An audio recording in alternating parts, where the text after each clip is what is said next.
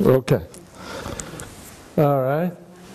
So now we're trying to take in a full picture of the Rambam. So we've done some letters, and we sort of entered a bit the world of the Morah, with regard to the perplex. So I'd like to say a word of halacha tonight, in the legal part. Try to keep it to a piece that I think is accessible, and at the same time is very traditional, a Kiddush from the Rav.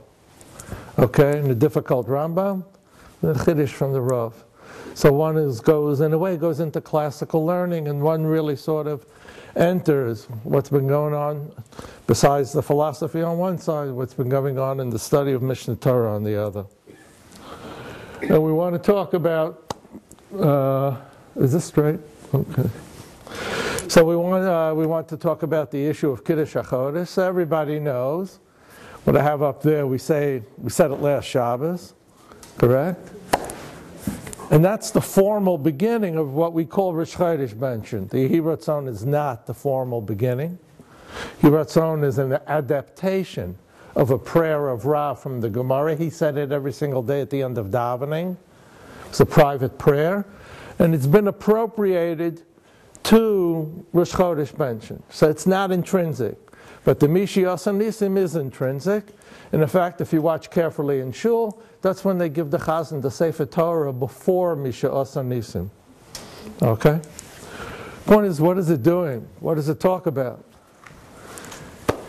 He who performed miracles for our fathers, redeemed them from slavery to freedom, he should redeem us speedily, quickly, and he should gather us all in from all four corners of the world.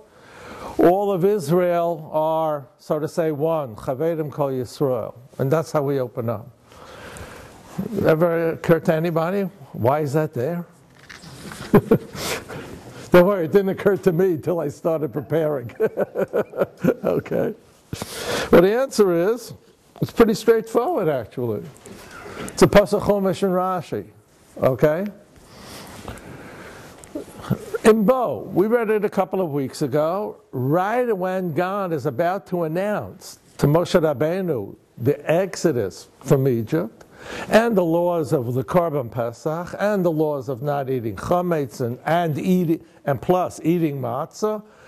The opening statement is, "V'yomer Adonai Moshe v'yala Haron b'eretz Mitzrayim lemor, Hachodesh hazeh lachem Rosh Chodashim." This is the premier month. Rishon hu lachem l'chodshei hashana. When you'll count the months of the year, you will count starting from this. You will count starting from this month. What does Rashi say? Hachodesh hazeh her'ehu levano b'chidusha. He showed him the new moon. V'yamarlo kishahayareach mischadesh. When there is a new moon, yihiyeh lecha Rosh Chodesh. That's how you count the beginning of the month. Count by the lunar months. If you recall the first Rashi in Chumash, that the first mitzvah shenitztavu bo Yisrael is Hachodesh hazeh lachem. So that's Rosh Chodesh. Okay, to establish the calendar. Of course, it's a crucial thought. We're at the threshold of nationhood. We're about to leave Mitzrayim, and the first thing we have to have in our consciousness at the threshold of nationhood is a meaning of time. We have to have an understanding of time.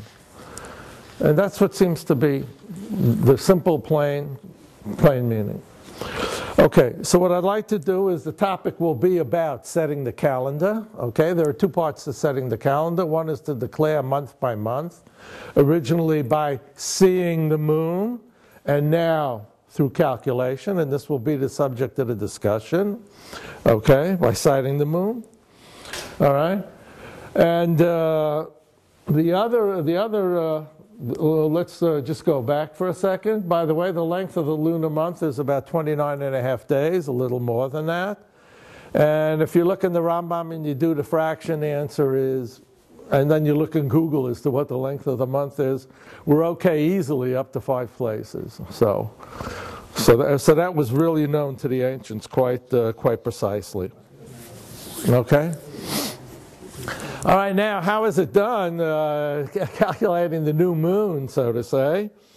Well, witnesses, at the beginning of the month, witnesses see the new sliver of moon, okay?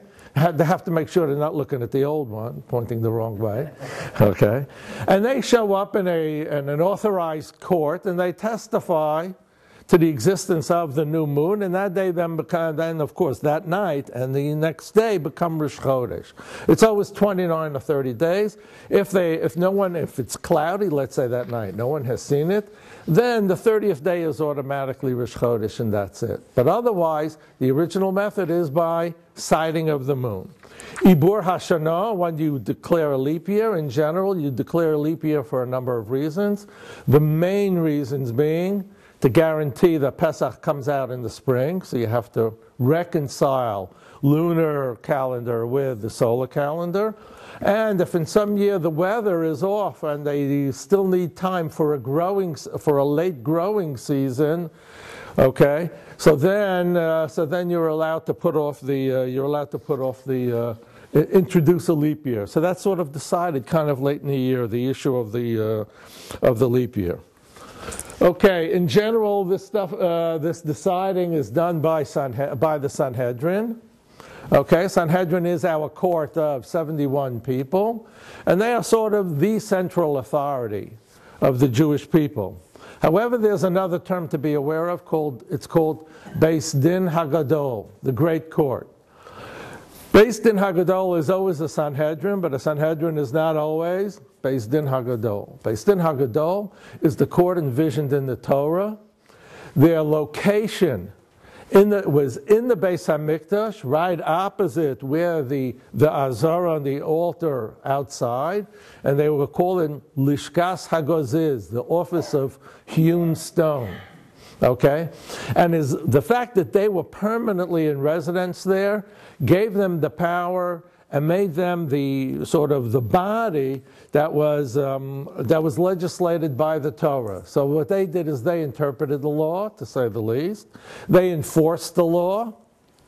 They administered the law. For example, if you wanted to widen the courtyards of the Beis HaMikdash, it required these 71 people to do it. So they administered the law, and they protected the law. By protecting the laws, they made the rabbinic ordinances that sort of surround the regular mitzvah so that people should not come to transgressing the commandments. Now, the point is that they, even during the second Beis HaMikdash, 40 years before the second Beis HaMikdash was destroyed, the Beis Din Hagadol abandoned their position. The character during the Roman period, in the late part of the second Beis HaMikdash, became so chaotic that they felt that they could not truly administer the laws of the Torah. If one really looks and studies the laws of the Torah, it's clear that they are dedicated to a very, very settled society in which breaches of the law are genuinely exceptional. That's the way the Torah, if you look carefully and you stand back and you look at it, okay? It's not for a society with an invading Roman army, all sorts of parties shooting at one another, etc. So the Beis Din Hagadol, they simply were inadequate to judge by the laws of the Torah. They abandoned their position. But as a Sanhedrin, they still existed. They still functioned through the end of the period of the Mishnah, which is in the 3rd century. So the Beis HaMikdash is destroyed in 70 CE, and they're continuing for another 200 years easily. And in fact, they really go into the 5th century, as a Sanhedrin. Okay? So there are two terms, and it's kind of important to keep that in mind. The other issue is, what does it take to be what's a necessary condition to be a member of any rabbinic court under their jurisdiction? The issue is Semicha. Semicha is not the Semicha that we have today, but rather its original meaning was that you were part of the chain of tradition and of authority that went one person after another, working its way back, if you run it backwards, back to Moshe Rabbeinu. Okay? And we'll actually talk about that process. Okay? Anybody who has this smicha is eligible to sit on a Sanhedrin if he's of sufficient quality among those that have it. And what's important for most people is that they can actually carry out fines. The issue of punishments and capital crimes, everybody understands. Fines, they might not understand. We all know that in the Torah, if a person is a burglar and gets caught, has to pay double. So, of course, the first amount that he pays back, steals $100, he's got to pay back $200. This is by burglary, not by armed robbery. By burglary, so the first 100 he pays back is no more than restitution. Second 100 that he pays back is punitive. In order to enforce that punitive fine, the person has to be musmach, has to have the original Semicha from Moshe Rabbeinu. Once that Semicha stopped around the same time as the Sanhedrin stopped, there is no enforcing of these fines. In the period of the Gonim, they had a way of using social pressure to enforce these fines, but they never did it from the authority of Semicha. Our current meaning is that basically our Semicha in general is simply a master gives his teacher permission to decide Halakhic cases. Normally, as long as a master is around and the student is sort of, say, his student is not allowed to ever decide a problem while the master is available and functioning. So that's our Semicha, that you give that kind of permission. Okay. All right, now let's jump into the Rambam. I'm on page 3 here. Am I? No, I'm at the bottom of page 2. Okay. Do you have it? Ibur Hachodesh B'Shlosha? Okay. All right, the Mishnah says that in order to actually do this procedure of sighting the new moon, we only need 3 people. We'll talk about that. The details will build up. And Ibur Hashana B'Shlosha Divrei Rabbi Meir. So deciding on a leap year only needs a court of 3 people. Needless to say, they're all smuchim. They're all ordained. Rabbi Shimon ben Gamliel Omer B'Shlosha Maschilim. You start with 3 people, and as the discussion develops, then you add another 2. Ubachamisha Nosim V'Nosnim. They go back and forth. And by the time they come to a conclusion, they have 7 people in the room who agree on it, and that's how they do Ibur Hashana, declaring a leap year. Okay? And then Vimgamru B'Shlosha Mu'uberis. This 3, 5, and 7 only applies to the issue of a leap year, not to the issue of a new month. Okay. On your sheets, at 3 is we get into the Rambam now. We start doing the actual material. Okay. Yeah, we got it. Not on page the mark 3 there. Yeah. Wait, I have a copy. Let me see where we are. We're on page 1. I'm sorry. We're on page 1, 3 there. Okay. My mistake. Okay. Ein mechashvin v'kovim chadashim u'ma'abrim shanaim elo be'eretz Yisrael. Shne'emar ki mitzion tetzei sarah udvar Hashem Yerushalayim. Okay. So any court that is going to consider the calendar must be doing so in Eretz Yisrael. Number 1. Okay. The Rambam, that's in chapter 1 of the laws of declaring the new month of the calendar. Gives a few chapters worth of details. And now he discusses, the summary of this part of the discussion comes up in chapter 5. The first halakha. All this time he has been speaking about the laws of determining the new month by sighting the new moon, by actually seeing it. The Ibur Hashana Mipnei Hazman, that's what I said, to reconcile the solar and lunar calendar. O Mipnei Hatzorech, for let's say weather during that winter required an extra growing season. Eno Sinoso Ela Sanhedrin Sheba Eretz Yisrael. The law is tied to the Sanhedrin. O based in Hasmuchim be'eretz Yisrael shenasnu lehem hasanhedrin rishus. Either the Sanhedrin does it, or a court, which is a subcommittee. which has been appointed by the Sanhedrin in order to do it. Okay? The Rambam has to have that because, namely, the Mishnah said that you only need 3 people to do it. So obviously the Rambam is saying that they are the agents, the subcommittee of the Sanhedrin.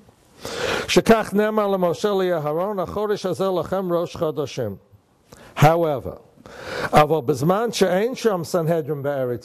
when there is no Sanhedrin in Israel, the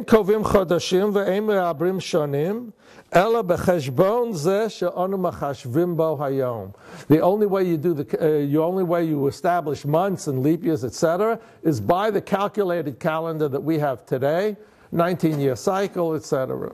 Okay? This issue of having to be in Eretz Yisrael, there is one exception. If there is a person who is supremely qualified over everybody in Eretz Yisrael, then the Sanhedrin, even if he is in Chutz La'aretz, the Sanhedrin can give him permission to do so. And in fact, there are 2 cases cited in the Gemara of when it was done by Chutz La'aretz. Okay. The Rambam continues. Okay. V'davar zeh, this distinction between there is a Sanhedrin and there is not a Sanhedrin, is halacha l'Moshe miSinai. Halacha l'Moshe miSinai means that the chain of tradition as to this is a fact goes all the way back to Sinai, and there is no source for this in the text of the Torah. It's pure oral law. Okay.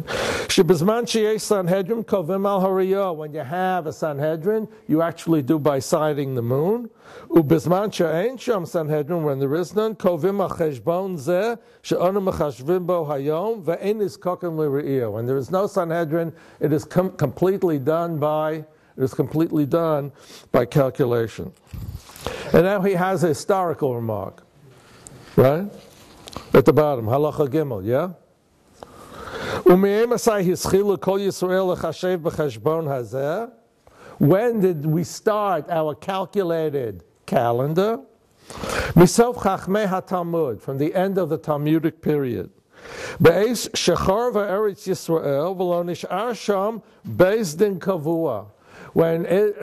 Yisrael was destroyed and there was no established court.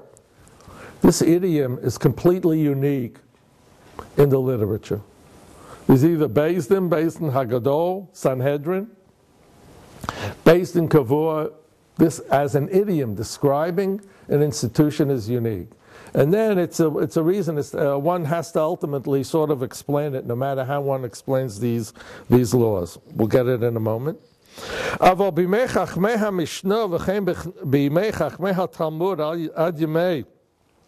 Abaya Varava, that's either the 4th and 5th century.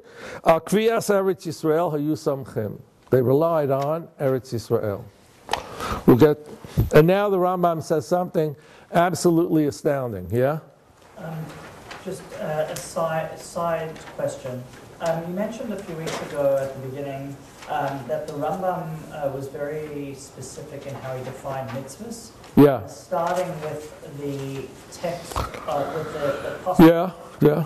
And then following through halachas. I'm surprised to see a text, a pasuk here, Ki Mitzion Tetzei Torah. Is it normal for the Rambam to bring in psukim to? Yeah, sure. Because he's basically reworking a brisa. And the brisa, he's establishing the brisa. This is not the psukim that the Rambam uses at the very outset is to establish the mitzvah. Now he's giving a detail, and because of the emphases that he wants, he's emphasizing the principle by quoting the pasuk, and what he has in mind is a specific brisa in the Mechilta, I think. So, a specific brisa in the Mechilta, which actually, in a way, he reinterprets. Okay, now the Rambam says as follows, and this is what has caught people's imaginations. זה שאנו מחשבים בזמן הזה כל אחד ואחד בעירו ואומרים שראש חודש יום פלוני ויום טוב ביום פלוני, that which we do in our ordinary calendar. We're living in a place that's not communicating with Eretz Yisrael, but we know how to calculate, so we figure out the calculation, and we decide, and we know that such and such a day is going to be Rosh Chodesh, and such a day is going to be first day Pesach. Okay? Lo b'cheshbon shalanu onu kovim. It's not really our own calculation that does it. V'lo alav anu samchim. Okay, remember they had no live feed into the court in Yerushalayim. Okay, she'em abrim shanim v'kovim chadashim b'chutz la'aretz. You do not do any calculations about declaring the new month outside of Eretz Yisrael.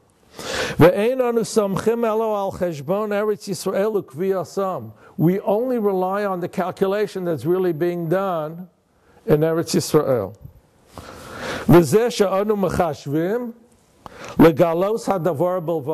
It's for information only. Namely, the genuine legal concept of the calendar is established exclusively in Eretz Yisrael. If we happen to know the same calculation that they make, what we are doing has no legal standing, legal meaning, no significance. Rather, it's plain FYI. We just want to know what they're going to decide, and we have the means to know what they're doing. Okay? Since we know their calculation, so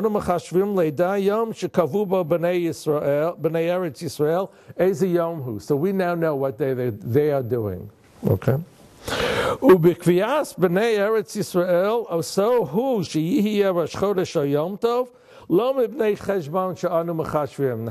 It's not our calculation that makes it what it is. It's the calculation in Eretz Yisrael that makes the holiday the holiday. Okay. And in the Sefer HaMitzvos, in his preparatory work, he actually added even something more striking. Okay. I keep forgetting this. I apologize. Okay.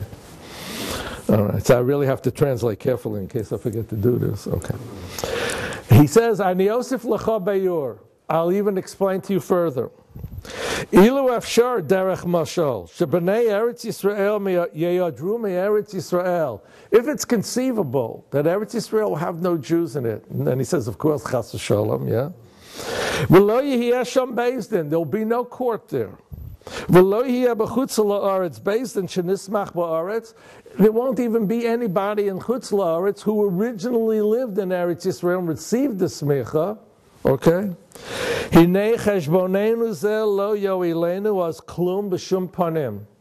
Our calculation of the calendar is meaningless.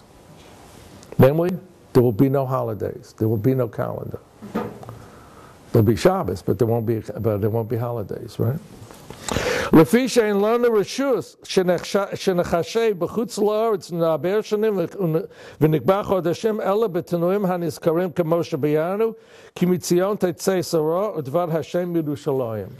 So you see, there's a tremendous Kiddush going on here, and that's why he's constantly emphasizing it. Okay, that's the theory of the Rambam.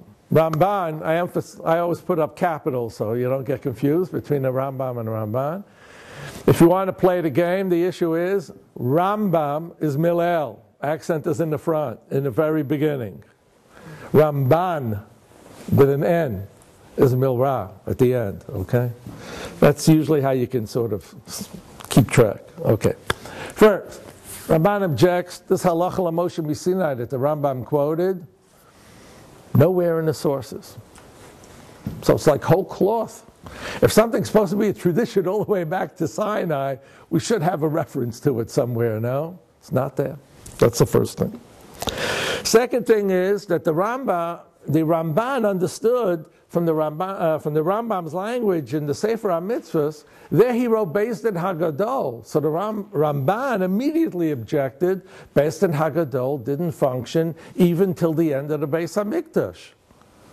So according to you, they should never have used sighting of the moon as soon as the Beis Din Hagadol disbanded or advocated its legality in that sense. And yet we know that through the whole period of the Mishnah, they did use sighting of the moon, still into the fourth and fifth century. Okay? And then he says an interesting thing. He says we also have two statements in the Gemara that in the first exile, after the destruction of the first Beis HaMikdash, Eretz Yisrael was completely desolate. Completely desolate. And that's all he says. So obviously what he's saying is, we have the tradition that the country was desolate, but there is no sister tradition that there were no holidays. So there must have been holidays. So this is his complaint, this is his challenge against the Rambam. Okay? So Ramban says you have to take a look, you have to look at it a bit differently. Ramban says the real issue is, okay, we need 3 smuchim. We need 3 ordained rabbis from the original Semicha. Okay? That's number 1. They don't even have to be members of the Sanhedrin. And in fact, he quotes a story where he says these people were not members of the Sanhedrin. It's not clear to me how he actually knows it, but that's what he says. Okay? And then he says this business of requiring permission of Sanhedrin. You see, the law is that you do Ibur Hashana B'Shlosha, 3 people, but they require permission from the Sanhedrin. So the way the Rambam understood it, it was intrinsic to the laws of Kiddush Hachodesh. The way the Ramban understands it, this requirement of getting permission from the head, from the Nasi, from the head of the Sanhedrin, that is a law that sits, that is part of the law, but it is not intrinsic to the process of actually establishing the calendar. So if suppose 3 Smuchim did declare the new month, and they didn't, and for whatever reason, not purposely, but it turned out they didn't get a chance to get permission from the head of the Sanhedrin, it might possibly be that the calendar is declared, even though that particular thing on the side was not successfully fulfilled. That's quite conceivable according to Ramban. Question is then, so he says you need smuchim. And he says you need smuchim both for sighting the moon and both for calculation. So he says, what do we do today? We don't have the original ordination, correct? How do we have our calendar? How do we have our calendar? Okay? So he bases it on a tradition that goes back, that is first quoted by Avram ben Chia in his Muna Rama, I think. He quotes a tradition from Rav Hai Gaon. So Rav Hai Gaon, we did it the last time. Rav Hai Gaon was what, 10th century, correct? And he has a tradition, he quotes a tradition as follows.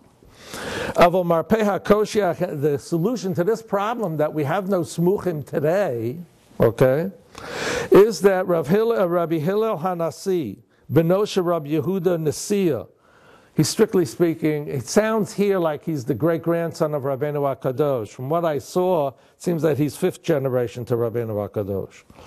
Shetikein cheshbon hu'ibur. He did the actual calculation, and it turns out it's in the year 358, 359. And he says as follows, Hu kidesh chodoshim v'iber shonim haru'uyim lehisaber Lefi minyonenu ad sheyavo Eliyahu zal v'nachzor likidushenu al pi ha're'iyah bebeis din hagadol v'hakadosh amen b'mehera b'yameinu yihiyah. So he says that the month that we're going to celebrate, this coming Shabbos, the first day of the month, that month was already declared by Hillel the Nasi back in the year 358, 359. When he established the calendar, they formally created the calendar until Eliyahu comes back. Okay? Presumably using the figure of Eliyahu is that in the rabbinic tradition, Pinchas never died, he is Eliyahu. And Pinchas was a member of the court of 71, so he was a musmach. Okay. I think that's what, that's my own guess, so don't put your money down on it. Okay. And the key is lo k'divrei harav, not like the Rambam. Not like the Rambam.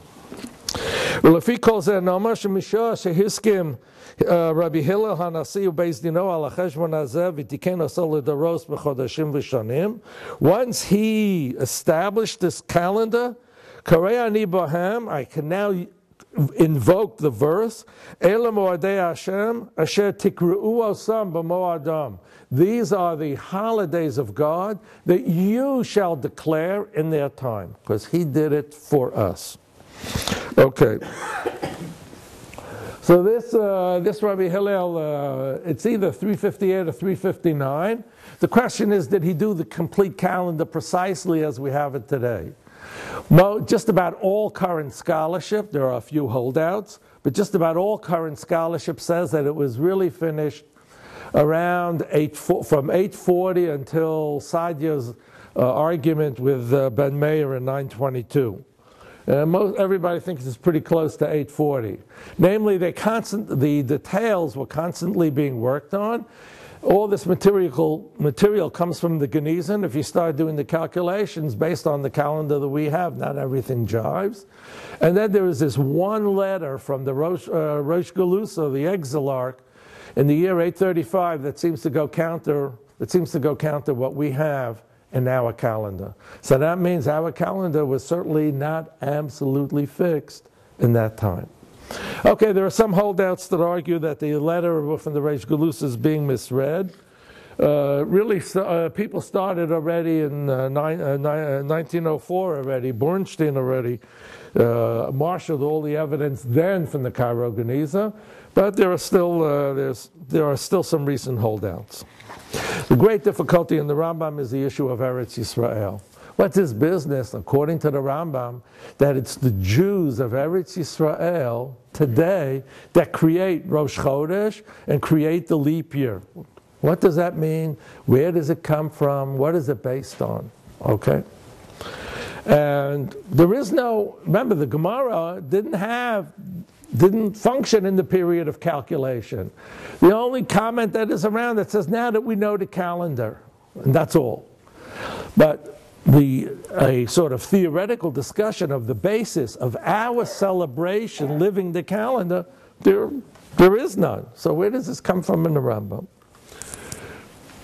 So there are two approaches. Oh, I keep making that mistake.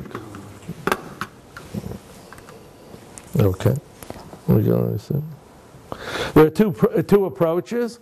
One from the 16th century, Rabbi Yaakov Beirab, in an interesting historical incident, and then a second one from the Rav Zatzal, of Soloveitchik. Okay, so we'll first do very quickly. I want to hint about the issue in Sfas because it talks about some of the things that we're interested in. So I'd like to show a little about that attempted solution in the Rambam. In Sfas, in 1835, there was a movement by Rabbi Yaakov Beirab to reestablish Semicha, the original Semicha of Moshe Rabbeinu. So let's see how that started. First, Semicha Zakenim, the Rambam, 5, correct? You got it? In the sheet? Yeah. It's towards the bottom of page 2. Okay? Smicha Zakenim, Himinui Hadayonim. Okay, that is appointing judges. That is when Moshe Rabbeinu appointed, or invested Yehoshua as his successor. This doesn't mean you put your hands on the fellow, but rather a person worthy of this office. So the court tells him, Atob Rabbi Ploni, you could now have the permission to carry out problems involving fines. That's what we mentioned about the burglary, punitive punishment.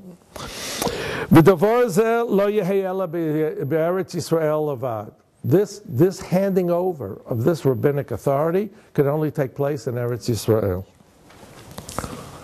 And now comes the amazing thing. I keep saying amazing because it still is after all these years. Vani Savur.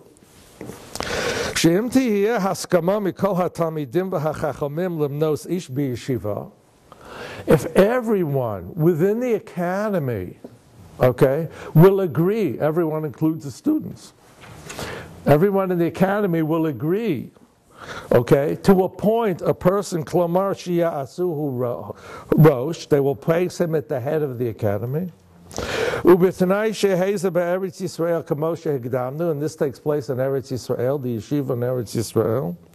Hareo soho ish tiskayem lo ha'yeshiva v'hiyeh samuch. This person will now be empowered with the ordination that goes back to Moshe Rabbeinu. He will have those powers. Okay? His authority will be of that ilk. Then Yismoch huach hakachas mishiyirtze. Not only that, va'anisa vorsha hasanhedrin tashuv lifnei his galus hamashiach. This process will have to happen before the Mashiach comes. When this will happen, this will be one of the signs. Omar, Yeshaya said, I will return your judges like in the old days. And then he says, after that you will be called the city of justice. So the reestablishing of the actual Torah authority of rabbis goes back, can be renewed. That's what the Rambam holds. When will this take place? Well, you'll see the criteria for this to happen. When God will prepare the hearts of people, and they will do many good deeds. And their desire to God and His Torah will be tremendous. The Yisiyaba Yishram, from the word Yosher. Their behavior will be straight. Lifnei Bo HaMashiach. That's when this will happen. Okay? This he said in his commentary to the Mishnah. As we recall, he was a rather young fellow at the time. Okay, he was between 23 and 30 when he wrote this. In the code, in the Mishnah Torah, he goes back over this. And he says, Niran li hadavarim. Again, he says, it is my understanding. This is not obvious from any text in the Talmud. It's not explicit. He is now being more precise in his formulation. All the Chachamim in Eretz Yisrael want to reestablish original judges. To give them the new invested Semicha. And then he discusses, and then at the end he says, the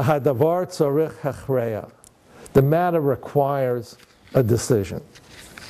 Okay, a couple of ways to read this, of course. Yes. One is that the young fellow was pretty certain, and now he's a bit wiser, he's backing off a drop. Okay? And indeed, those who were against the movement for reestablishing Semicha, they pointed to these three words. If you were ordinarily, how would you read the words? The answer is, when a young person is writing a commentary to the Mishnah, he can speak his mind as he is, right? But now he's writing a definitive code for everyone. Recall, we talked about that. He's writing a definitive code that will push everything else aside, basically. So hadavar tzarich achreya, as a legal theorist, if he's coming up with a pure Kiddush of his own, he does have to what? He has to back off, and since it's a complete novelty, he has to leave room for others to weigh in on the issue. Is there a possibility of a third? A what? Is it possible to read the Davar Tzarich Achreya as referring to the Haskama of the Chachamim of Eretz Yisrael? Everybody assumes that that's what it means. The ones who wanted to say that he was not backing off, right? That he was not backing off in a certainty, said that it was referring to some details in the middle of this paragraph that I didn't discuss. That was Yaakov Barab's. So the two players in this movement is Rabbi Yaakov Beirab, who was for renewing the Semicha, and Rabbi Levi ben Chaviv, who was in Yerushalayim, who was against it. The high point of maybe he didn't hold like the Rambam. That should be enough. There is the Ramban, all right, and it was a complete novelty of the Rambam. And in fact, when they asked the Radbaz, he decided the issue on V'hadavar tzarich achreya. He says the Rambam is backing off. It's not a certainty. Okay? The high point of renewal lasted about 2 weeks, and then the controversy swung into action, and within a year, the whole movement was basically over. The background of these two people and of the whole movement was that they were exiles from the expulsion of Spain and Portugal. Okay? And therefore, their motivations were messianic, having gone through the most through the traumas of the expulsion, and even though Yaakov Berab was not a Kabbalist, but it was certainly part of the air of this period, and the movement as a movement failed. But apparently, the people who had the Semicha in the renewal, they did give Semicha to their students. They did give Semicha to their choice students, and it turned out to be like an honorific or a display of great confidence of the master in his disciple. And that sort of lasted into the 17th century. The most famous people that we know that received Semicha is Rabbi Yosef Karo, was the first Musmach after Rabbi Yaakov Berab. Was one of the first. He gave Semicha to Rav Moshe Alshich, and who was the great Darshan. And he gave Semicha to Reb Chaim Vital, who was the Talmud in Kabbalah of the Ari. So I had to sneak in a shot here of the shul of Reb Moshe Alshich. Okay, well, at least the lintel was more interesting than the doorway. So, okay, need a little Yetzirah here, right? Okay. Okay, what did the Rebbe Rav wanted to say? The Rebbe Rav wanted to solve our original problem with this renewal of the Semicha. We said, how is it conceivable that people living in Eretz Yisrael all of a sudden create a calendar? Nothing's going on. Rebbe Rav says, because the people of Eretz Yisrael, in potential, have the capacity to renew the ordination, and therefore once the ordination was renewed, those who are musmachim can then work the calendar. He said, even though that does not happen, okay, it is as though it happened, and is as though they appointed musmachim just for the purposes of the calendar and not for any other law. So he created, it's possible to have a musmach only for specific things, that's definitely correct. But he said that in light of the movement to renew the Semicha, you could now understand this particular statement of the Rambam about the calendar, how Bnei Eretz Yisrael recreate the calendar without seemingly any authority. And what he says is that since in potential they always have the capacity to create musmachim, therefore that's how we have the calendar. And that's how he wanted to solve the problem. The difficulty in the Rebbe Rav's argument is, yes, he wanted to use this argument to prove that you could renew the Semicha. But that would mean that that's the only other way to understand the Rambam, the one that we're interested in about Eretz Yisrael. There are other ways to understand it, and I'll present one. Yeah? How did the Rav say that he had Semicha so he could do it? No, the Chachamim and Tzfas gave him the Semicha. Yeah, that was the incident. They actually did it. Predicated on it, and he was the first one. He was clearly recognized as the most outstanding. Okay, he received it, and then he had to defend it. Though he had to defend it, and this is one of the arguments that he gave: is that I had this difficult Rambam about Kiddush Hachodesh by Bnei Eretz Yisrael, simply doing a calculation without any formal smicha. He said, well, if you think of this Rambam that the Semicha is renewable by Bnei Eretz Yisrael, then indeed the Bnei Eretz Yisrael have the capacity to determine the calendar. That's how we try to argue. Okay, there is an irony in the argument, that those who had Semicha were challenged by Reb Levi ben Chaviv to actually start Kiddush al pi ha're'iyah. They had smuchim. So he said, well, go back to doing the calendar by sighting. They backed off from that. They didn't want to do it. They did not feel they were up to doing that. So it's sort of an irony that the movement itself, that had a messianic had a messianic goal and wanted to reestablish the original rabbinic authority, in the most obvious display of the rabbinic authority, they seem to have backed off, which basically mentioned that they caved. That in the controversy, they had lost. I mean, that's the only reasonable way to read it. Okay, so now I want to give the Rav's solution to the problem is how B'nai Eretz Yisrael determine the calendar. Okay? All right. So it's the same method of learning, right?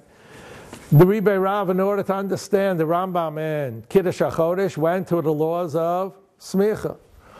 The Rav, in order to understand the Rambam and Kiddush Hachodesh, goes to another place in the Mishnah Torah, and he looks at a formulation of the Rambam there, and from that formulation, he's not going to transfer what we know there, he's going to transfer it to our problem.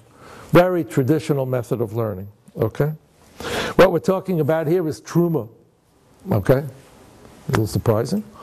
Okay, so we're harvesting grain, and the first thing we have to do is give truma to the Kohen. Well, that only takes place in Eretz Yisrael. So there's two aspects to Eretz Yisrael. One is the Eretz Yisrael that is described in the Torah. Yehoshua captured most of it, part of it, however you want to describe that. And then, should the Jewish people decide as a group to go ahead and capture other land, that other land becomes part of Eretz Yisrael for the purposes of Trumos, Maisvus, Hakol, Kedushas Eretz Yisrael. And this is the Rambam. So it's 7 on the sheet, so I'm on page 10 now. No, it's my page 10. Hold it. Yeah, that's page 3? Yeah, okay. All right, we're cool. Eretz Yisrael hu amura b'chol makom, hi bo aratzo shekovshan, melech Yisrael, o navi, midas rov Yisrael.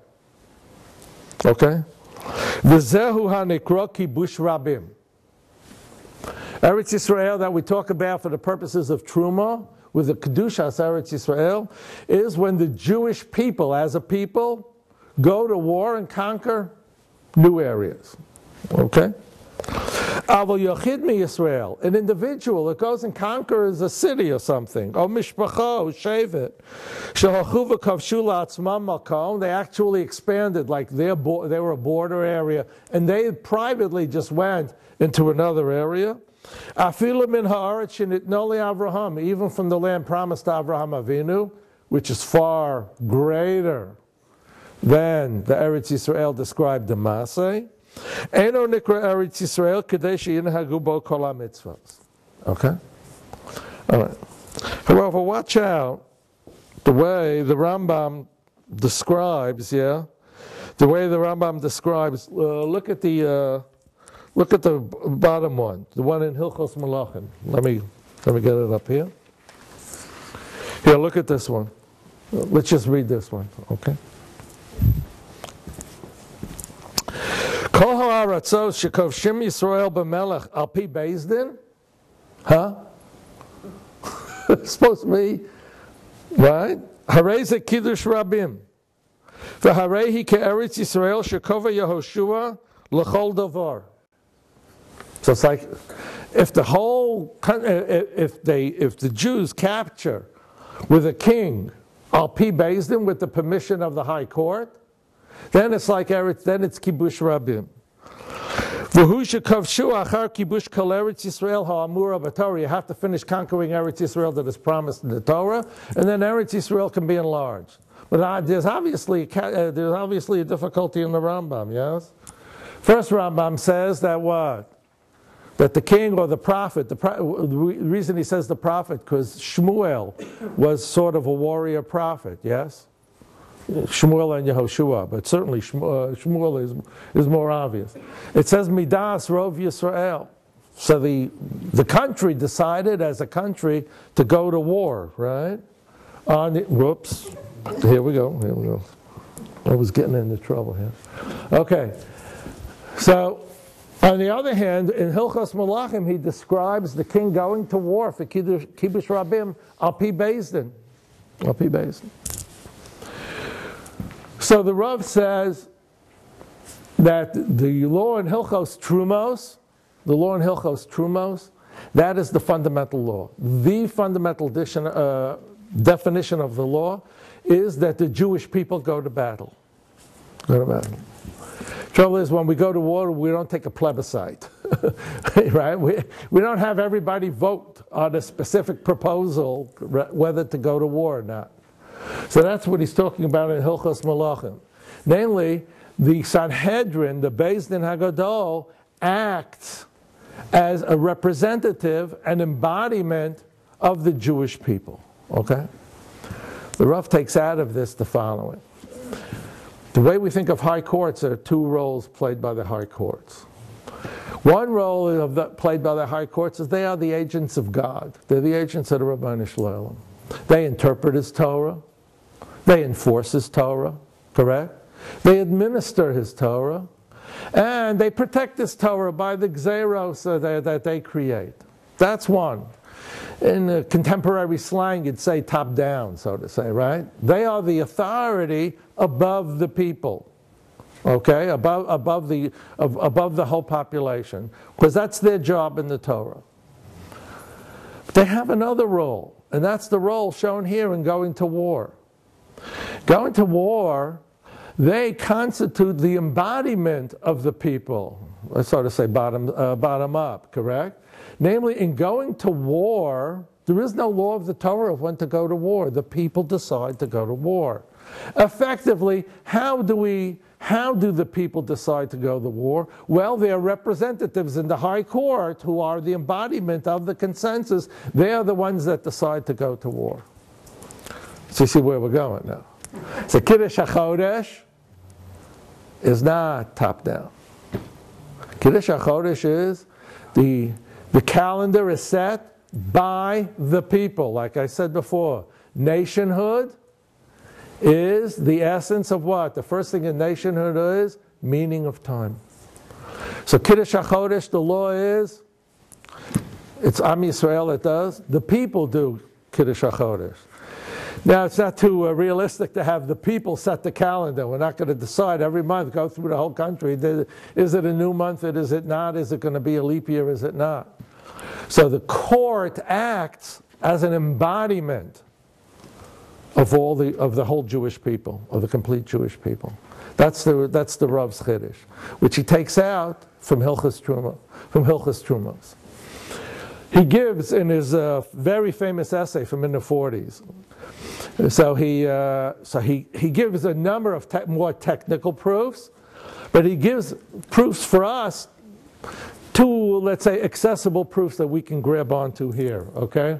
We're not also greatly trained in this game here. Why is this going back? It escaped. Right. Because one's a lefty and one's a righty. Here we go. No, I'll just use I'll use the buttons. That's all. It's easier. In fact, it'll be less disconcerting. The answer is we're talking about Chumash. That's the first thing. There are two descriptions in the Torah of the 70 elders that constitute the court, the high court. The first one is in Dvarim, in Shoftim. And those psukim describe when there is a problem in the law. Whether it's din l'din or whether it's a lesion, is it tameh or tahor, and there is no obvious decision, then you go to where? El hamakom asher yivchar Hashem Elokecha bo. So what happens if that's an idiom for the Beis Hamikdash, and there you find the Beis Din HaGadol. There you find the Beis Din HaGadol, okay, and they will tell you what to do, and predicated on everything that they tell you, you have to follow and not veer from it left or right. But there's another description of the 70 of the Sanhedrin, and that's in Bamidbar towards the end of Bahaloscha. It's a story where Moshe Rabbeinu has had enough, and he claims to God. He says, "Look, if this is going to keep on going, do me in. I'm willing that you hargeni no harog v'al erebarosi." Moshe Rabbeinu has had enough. So God says to him as follows: "Esra li shivim ish miziknei Yisrael, gather for me 70 elders. Asher yadata ki hem ziknei ha'am b'shot rav, that you know that they are the elders of the people and their officers." What is this? This is a description in a traditional society where the elders have, by experience, have accrued wisdom, and they lead the society. Okay, they are the embodiment of the society. The young people rarely have wisdom. They have other qualities like courage and strength, etc. But wisdom is with the older people, okay? All right, you can tell where I am these days.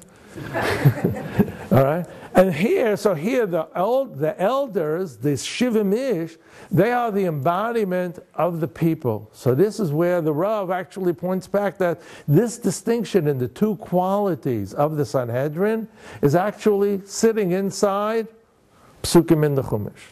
That's the first thing. Its application to the calendar is in the Gemara in Beyom Psachim. And it turns out everybody sort of knows this intuitively, but the Rav sort of bangs you over the head with it. So let's take a look at this.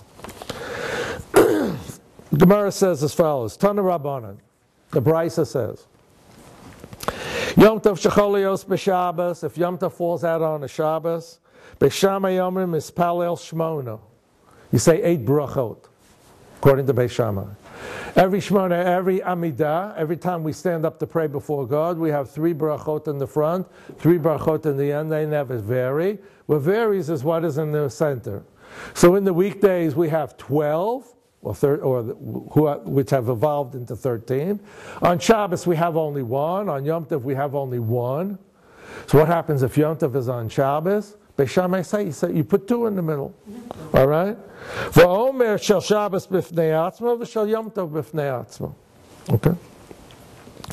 Beis Hillel omrim mispalel sheva. You have only 7 brachas, right? 1 in the middle.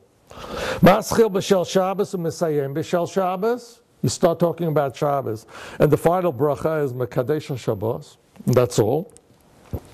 V'omer Kedushas Hayom Ba'emtza. So let's say you'd say something like Yalav Yavo in the middle of the bracha. Rabbi Omer says no. Af Chosem Bo Mekadesh HaShabbos V'Yisrael V'Hazmanim. In the final bracha, and in the bracha you invoke both. You refer to Shabbos, and then you refer to what? Yisrael V'Hazmanim. Well, when a person whose job it was to recite these brises in the yeshiva, Tani Tana coming to Ravina, in front of Ravina, this fellow apparently recited this brisa, or maybe another one, but I think this one. And he ended up the bracha, Mekadesh Yisrael, V'Hashabos V'Hazmanim. So he switched the order and put the Yisrael first. Amalei, Atu Shabbos, Yisrael Mekadshele. Since when did the Jews sanctify the Sabbath? Right? Well, HaShabbos Mekadsha V'Kaima. The sanctity of the Shabbos already pre-exists the Jewish people. Okay? Elohim, therefore, say Mekadesh HaShabbos, because the sanctity of Shabbos stands on it its own. And then Yisrael V'Hazmanim. So Amar Rav Yosef, Halacha Karebi, Ukaditoritz Ravina. That's the way we say it. In Psachim, there's even a little more detail, drop more. So that's the bottom over here. Rava says, Shabbos dekviya v'kaima. Shabbos is established long before us. Bein b'tzlosa, bein b'kiddusha. Both in davening and both in Kiddush, you say Mekadesh HaShabbos. Yom HaTava, on Yom Tov. The Yisrael hu dekavile. The Yisrael established the holiday. They actually declare the months. The Kavi Lishani, and they establish the years, whether they're leap years or not. So you say then what? Mekadesh Yisrael v'Hazmanim. We sanctify the Jewish people and the holidays. Look, we all learned this in the yeshiva. And when they say that the Jewish people establish Yom Tov, through the brains, everybody's brain, it refers to what? It refers to the court. The Sanhedrin declares the holidays, yeah? The Rav bangs you over the head and says, no, it's literal. Yisrael is Mekadshi the Zmanim. The Jews are the ones that sanctify the holidays, okay? So the actual existence of the holidays and the calendar resides in the Jewish people. And therefore the Rav says the actions of the Sanhedrin and all the courts is that they're acting as the agents of the Jewish people. That's the Rav's Chiddush, and these are like the two parts that I would say are most accessible for us. Okay, others are kind of more technical, so not a good idea. Okay, and then there's one detail that the Rambam says, but is elsewhere, that the Jewish people constitute only people in Eretz Yisrael. That's quite striking. Look at the bold print. That's quote number 10 on the sheet that you're reading. Ukvar lefisha b'nei Eretz Yisrael hem asher nikraim kahal. The congregation is only people who live in Eretz Yisrael. V'Hashem kra'am kol hakahal, and they are the complete congregation. V'afilu hayu asara achadim, even if only there were 10 people left in Eretz Yisrael, they are the congregation of the Lord. And you take no account of people who are what? Who are in Chutz La'aretz. So indeed, that's his comment, that if Chas v'Sholem, there was no one left in Eretz Yisrael, okay, if no one was left in Eretz Yisrael, the whole calendar would be lost. This whole understanding of the Rambam, I'd like to make two comments. One about what the Rav is saying right now, a very short comment. Then I'd like to just say one more comment about the general four lectures. What I take out of the Rav is that the opening comment that I said, that nationhood involves a structure and an understanding and significance and meaning for time. If you see, the Rav has just lowered the whole basic of the calendar down to the body politic of the Jewish people. By explaining the Rambam so clearly that the court is merely an agent of the body politic in this particular. In this case, they are not acting as God's agents in sort of describing his Torah, but rather they are the agents of the Jewish people. I think there's sort of like serious drush, so to say, to be said about this point, about the meaning of nationhood and its relationship to how it understands time. The one last thing I'd like to, So there are so we have then two distinctions that we ought to keep in mind. First distinction is that according to the Rambam, there's a difference whether there's a Sanhedrin and you do by sighting of the moon, or whether we do today by the calendar. When we do by sighting of the moon, it's the action of the court. They explicitly declare the new month. They explicitly declare a leap year. When you're doing by calculation the way we do, how is the new month declared? By our living the first day of the month as the new month. How is Pesach declared? By our own no formal action, no ceremony, nothing. The fact that we live the Pesach on the 15th day of Nisan, and at night before we make a Seder, that's it. That declares, that creates the actual holiday. And he's very careful, he's very specific in distinguishing between the two situations, when we are doing it by calendar and when it's being done through Sanhedrin. And then, of course, there's a distinction between the Rambam and Ramban. According to Ramban, nothing new is happening in the calendar. It was all taken care of in the year 359, right? But we, according to the Rambam, we are living the calendar. The calendar is always new. The calendar is always created. The calendar is always fresh. Okay? As for the final thing I wanted to say about the lectures, I structured the lectures pretty much in the spirit of the Or Sameach, the Baal Meshech Chachma. The Or Sameach was the Reb Meir Simcha Cohen was the rabbi in Dvinsk. I think he passed away in the 20s. there was actually a person in our shul in the 70s who actually came from Dvinsk. So I asked, the first thing I knew, he told me that. First thing I asked him, did you ever see the Reb Meir Simcha? And he said yes. His father was close to Reb Meir Simcha, and he used to go with his father to his grandfather. I mean, he would go to see him. Okay. So he wrote a mammoth commentary of Chidushim on the Rambam, the Or Sameach, which is standard fare in traditional learning of the Rambam now, in even the 100 years. And he wrote a very creative book of commentary to the Torah. And at one point in Parshas Yisro, he says as follows: "V'chvar amarti ki divrei Rabbeinu b'chol sforov." In all the Rambam's books, by Yad, the Yad is the Mishnah Torah, Yad being 14. So over the years, the Mishnah Torah became known as the Yad HaChazaka, the 14 powerful books, okay? It's evocative of what? Of referring back to the end in Zos HaBracha to Moshe Rabbeinu, L'chol HaYad HaChazaka. Okay? There's a play upon words there. So, Bayad, B'moreh, U'b'perish HaMishnayos, Ruach Achas Bohem. There is only one spirit that pervades all of these books, the panorama of his works.